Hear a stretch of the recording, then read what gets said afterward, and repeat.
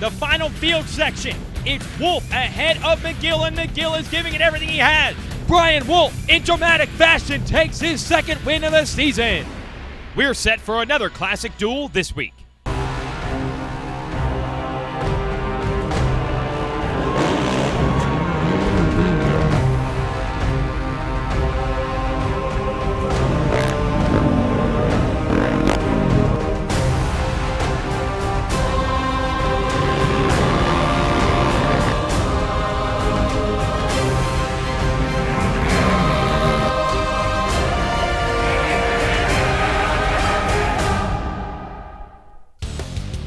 It is on here. Racer TV's coverage of the Can-Am Grand National Cross Country Series for ATVs continues today. The ITP Powerline Park GNCC.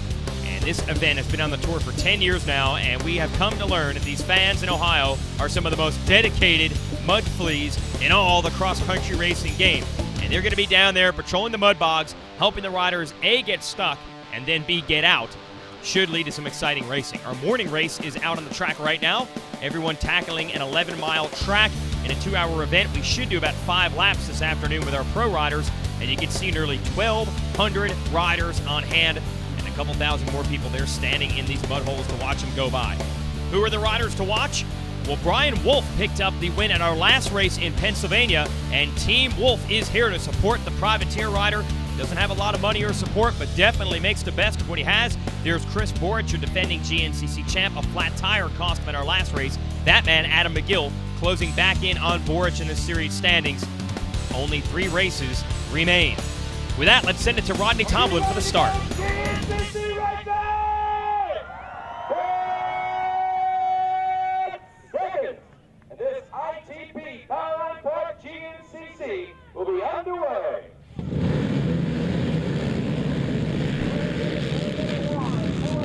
And they're bumping and banging for the $250 Motorsport.com Whole Shot Award, and it's Dustin Knipe, a North Carolina native, a privateer, making it happen.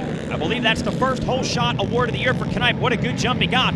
There's the 341 of Wolf, now riding a red Honda and into the number 2 spot. So definitely feeling the confidence after a great run at our last race in the rocks of Pennsylvania.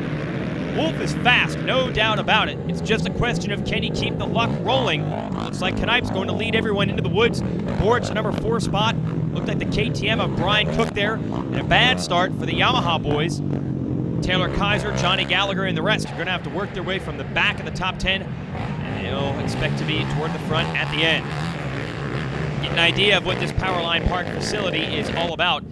We see Wolf here has taken the lead, and we don't see all the big boulders that we had at our last race, Mountain Ridge in Pennsylvania. So if someone gets out front here, they can put the hammer down, and Wolf has proven to be very adept at that. He has had no troubles running the pace here in his first year in the Premier XC1 division. And you can see already beginning to open it up. And he is an Ohio native, so definitely familiar with this type of soil. And we showed you the folks with the red t-shirts on, Team Wolf, as we watch Borich up to the number 4 spot. They've got something to cheer for because their man is in the lead and pulling away. Second place now, Jared McClure on the William Yoakley Racing National Guard Honda up to the number 2 position. He's put Knipe back to 3rd. There is Borich in 4th. Brian Cook on the FRE KTM coming through next. Then it's the Can-Am teammates of McGill and Bithell. And we finally see one of the Yamaha men. That, I believe, is Taylor Kaiser. But how about this? Wolf has got a big lead, and the fans are already cheering him. But here comes the tough stuff. We're about to hit some of those mud bogs that this event is known for. No problem early on for Wolf. And you do need those fans to point out the good lines. As you can see, a much longer and more difficult line here for McClure. McClure able to get through that, but that might get worse as the day goes on. Here's Knipe and Borich. They're going to take the long way around, and there is McGill looking to make passes.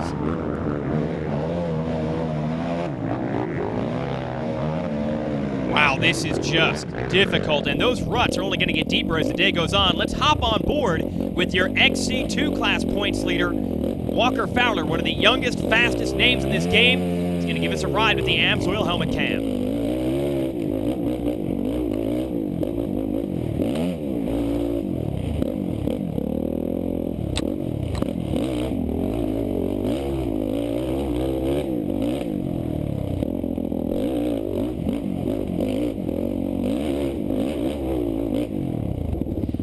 Fowler, remember, won the overall at our race at Unadilla a few weeks ago, and he has won every single race in that XC2 class. That is one step below this Pro Division. He wants to go for the perfect season this year. He'll be up battling with his old buddy Wolf, I'm sure, in this XC1 division next year. Wolf stopping to get some advice on where to go. And that's the big advantage he has here at the home track. A lot of Wolf fans are pumped. Not only does he have the lead, but he's got them backing him up. And it is truly a spectator sport here in Grand National Cross Country competition. All these fans are going to tell you where to go. What is the bottomless mud hole? What's the one that's easy to get through? Wolf's going to have that advantage. Oh, and a big stuck there for McClure. Barely able to get out, and that's what we're saying on these opening laps. You've got to read terrain and also have a little help from your friends. It looks like McGill is on the charge up to third. He needs to get in front of Borich for the championship, and Chris is losing some ground.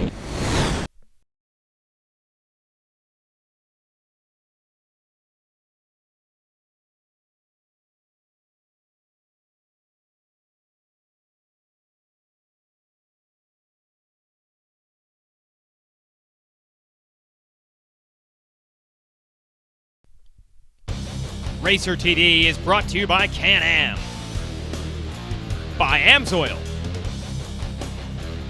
by DWT, and by Suzuki. Brian Wolf, huge lead early on at this ITP Tires Powerline Park Grand National Cross Country event. Jason Wigan, of course, your host for Racer TV's coverage. Here comes the Warner Can-Am machine of Adam McGill. He has climbed up to the number 2 spot. Not a good start for McGill, but he has done a lot of damage early.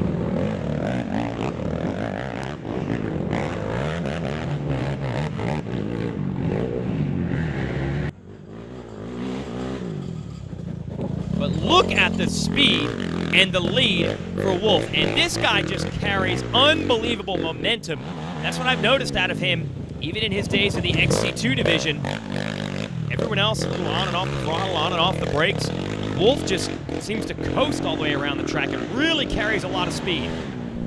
And speaking of carrying speed, Chris Borich in third needs to make up some ground, and Adam McGill, who is in second, because McGill is the one trying to track Borich down for the championship.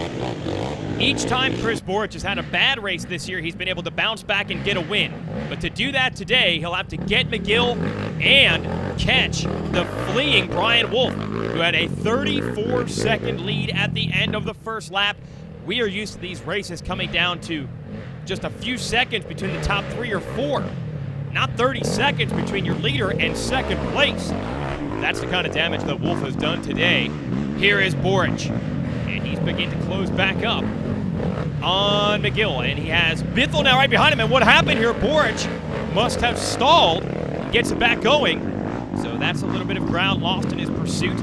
Taylor Kaiser, who's now behind Bithell, comes through next. And it is McClure on the National Guard machine. That's what we're talking about on Wolf. Just effortless, uses all the speed, lets the machine do the work. And I gotta say a lot about that team, GT Thunder. They have become perhaps the premier suspension setup specialists in cross-country ATV racing. A lot of the Can-Am GNCC competitors choose to go to GT Thunder. It's a shop out of Ohio. And they have proven they can build machines capable of winning at even the highest levels of this sport. There's McGill, there is Borich, and Borich being chased by his good buddy Chris Bithell. They are third and fourth. Borich already getting through. Bithell a different line, and not one that's going to pay off. What happened there? Bithell off into the swamps on the number 4, and he will lose some ground. And what can you say about Wolf? Again, look at the speed he carries through here. This is normally an area you really have to pick your way through. He just stays loose and relaxed in the machine. You can see the style of McGill, a little bit more calculated, I'd say, a little bit more tense on the quad. And it was only a few years ago when McGill really burst onto the scene in a similar fashion to Wolf, just carrying crazy speed everywhere, won a bunch of races in a row, but was unable to be consistent enough to win the title. And you go back a few years before that, that's where Chris Borich was. Another one of these crazy mud sections, and another section checked off for Wolf. This is just an amazing performance. Carrying the momentum from that win the last time out. Here he is through the pits. And the GT Thunder team gets to go to work in a perfectly lined up situation. He stopped right on the dime. There's Lazarus Summers, the owner of GT Thunder, fueling that machine. There's Wolf's wife, Annie. There's Brandon Summers helping him out. Back out on the track, and a thumbs up for the fans as well. This guy is fun to watch. McGill is as well, and McGill has got his head down. He is charging. He knows what he needs to do. He has to win this race and hope this man, Chris Borich, finishes a few spots behind him. So McGill did not stop for fuel. Looks like Borich will, and Chris Bithell doesn't stop either. So Bithell makes the pass and puts his Can-Am up into third. Borich has got some catching up to do.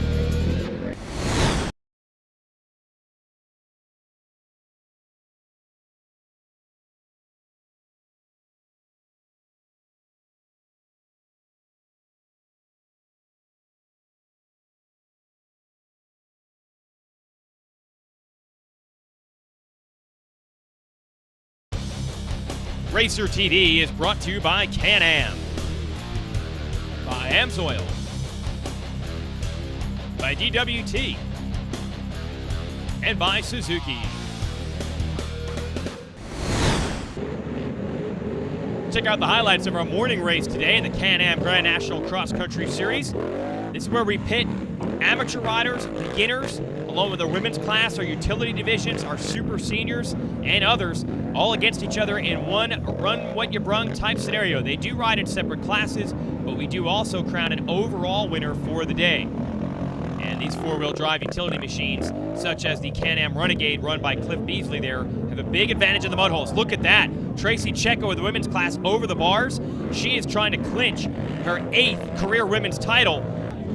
Just carnage all over the place in those mud holes. Unless you have four-wheel drive, that really pays off, at least in the mud. But in the wide open stuff, the sport type quads with two-wheel drive and lighter weight, they do have an upside. So that's what makes this morning race so fun to watch. The 4x4s got to the finish first. Zach Sikowski takes his long-awaited first win of the year in 4x4 Open. There he is. But he would get beat on adjusted time by Dave Simmons of the super senior class. Here is Sikowski, first across the line. Simmons going to take first overall, and well done by Bryson Neal of the schoolboy class, just 15 years old, takes third overall for the day. And also Checo wins the women's division, and that should be enough to clinch the championship for her in the women's class. Well done, TLC, Tracy Checo. Meanwhile, Brian Wolf continuing the lead. Adam McGill in second, and his teammate Chris Bithell in third. Those who have Warner Racing Can-Am have been very strong this year. They have given Chris Borich fits at times, and they're there right now. They've both made the moves on him, pushing Borich to fourth. But how many times have we said it? Borich often waits the last lap to show his stuff as Wolf drives right over one of those big boulders, and he can ill afford to slow the pace now because McGill is starting to close in.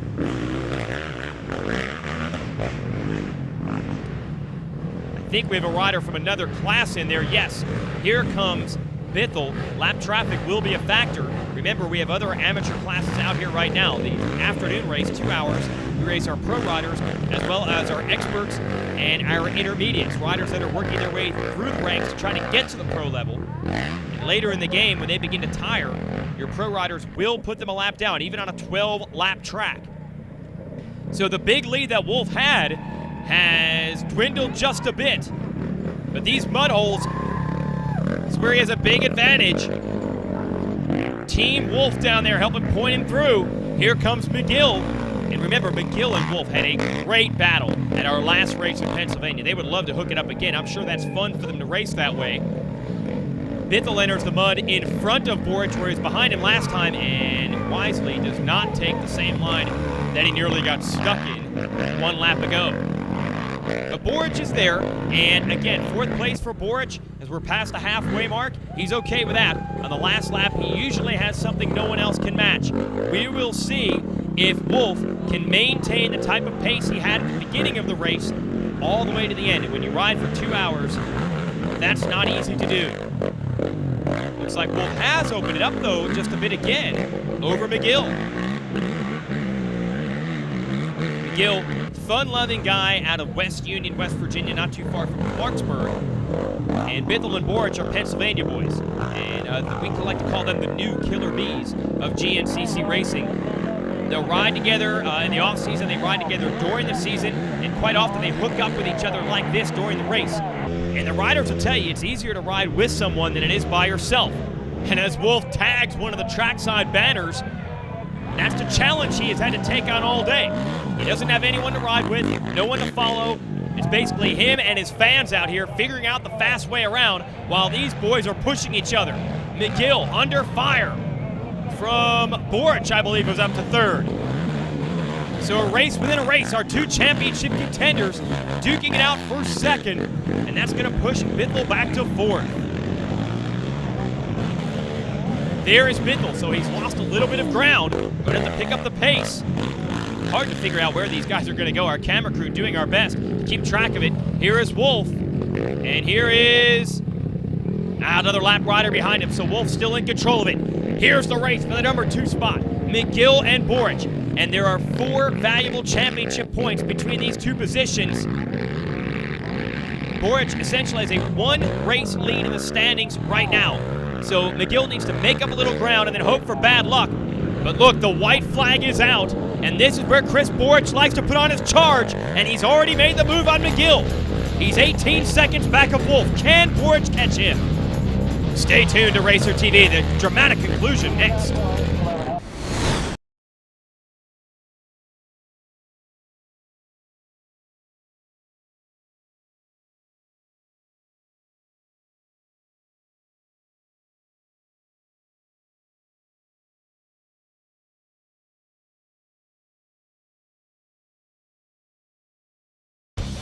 Racer TV is brought to you by Can-Am, by Amsoil, by DWT, and by Suzuki. It's a drag race through the pits as Brian Wolf tries to deliver his 2nd win in a row and 3rd of the year on his privateer machine. He is the home track favorite. Chris Borich, Adam McGill, Chris Bithell trying to track him down. I'm Jason Wygant giving you the call here on Racer TV, and Chris Borich is slowly but surely closing in on Wolf, and I guess in that case, the term slowly but surely does not apply. These guys are pressing the issue. They are going all out. They now know the good lines. They now know the track. They know exactly where they can make up ground on each other. Wolf will look over his shoulder, still doesn't see Borich. Oh, maybe he does. Borich has really closed the gap and put a little distance between himself and McGill. It's getting crazy now, and in fact, Borich has taken the lead. Borich has taken the number 1 spot. Wolf has led almost all the way, and now Wolf under pressure from McGill. Unbelievable turn of events on the final lap. Here is Bithell in 4th. I don't know if he has enough time to get to the podium in the top 3. But meanwhile, if you're Wolf or you're McGill, you've got to find something special to try to track Borich back down. There is your leader right there going through the right side. McGill right behind him. It's again a race within a race. These two duking it out for the championship lead and for the win today. And your heart goes out to Wolf, who led every inch of this one, but we're into the final mile, the final pass through the mud, and Wolf trying to come back. McGill pushed back to 3rd, so Wolf has something left in the tank. He has gotten back around McGill. He has gotten back to the rear fenders of Borich, and he's trying to make the pass. Wolf has me wondering what has gone on. He had a 30-second lead, then an 18-second lead, and then all of a sudden, Borich was in the number 1 spot. We hear that Wolf took a bad line through the creek. That's what cost him. Now the finish line is within sight. And Borich splits the lap rider and puts himself into position. Wolf's gonna have to make the move as well. He does, but there's only about 3 turns to go. Borich and Wolf duck to the inside. They're shaving off every inch of this track that they can. I don't know if Wolf will have time to respond. Borich puts his head down and heads to the checkered flag and wins again. Another last lap charge from Chris Borich, and Brian Wolf and his fans have to be bummed out to have led so much of this one Here is McGill. He will take third, and he had a shot to make up points today and just missed out. Here are the results. Man, every time Chris Borich is up against the ropes, he figures out a way to mount a comeback. He does it again. Let's send it to Krista Shaw on victory lane. Chris Borich taking the win here at St. Clairsville. Once again, Chris, your last lap charge is hard to match. Yeah, I guess. I mean, Brian was out there 40 seconds ahead, and I knew he was setting a good pace, and I was just pushing as hard as I could. And finally started seeing him in some lappers there and just kept pushing, and caught up to him, and was able to get around him on one of the hill climbs, and from there I just tried to put the hammer down and get away from him. We're going into the last couple races. You're still in the points lead. How are you feeling? I feel great. I mean, after that 5th place, I was kind of bummed, so I went home, did some more training and testing, and got everything back to where we needed to be, and we get her in the box here. So can't thank Suzuki and these guys enough, and looking forward to Ironman. Well, congratulations. Thank you. And a 9-point swing in the standings. That's the difference between Borich with the win and McGill in third. Borich has a 36-point lead with 2 races to go and only 30 on the line for each race win. Let's give you the Can-Am race recap. Dustin Knipe grabbing your motorsport.com whole shot award, but quickly Brian Wolf maneuvered his GT Thunder Honda into the #1 position and took off. A 34-second lead early on. He was just torrid, and he had a lot of fans out here in Ohio cheering him on. Meanwhile, Adam McGill climbed up to the #2 spot and tried to keep Wolf honest. In these crazy mud holes, though, we saw a lot of action and a lot of passes. And on the last lap, Chris Borich climbed all the way up to the #1 spot. McGill and Wolf tried to respond, and Wolf actually closed back to the rear tires of Borich after a mistake cost him the lead. But he ran out of time. Once you get Borich to lead the last lap, he's going to close it out all the way to the finish with his 7th win of the year. Congratulations to him. For Krista Shaw, I'm Jason Wygant. Thanks for watching Racer TV.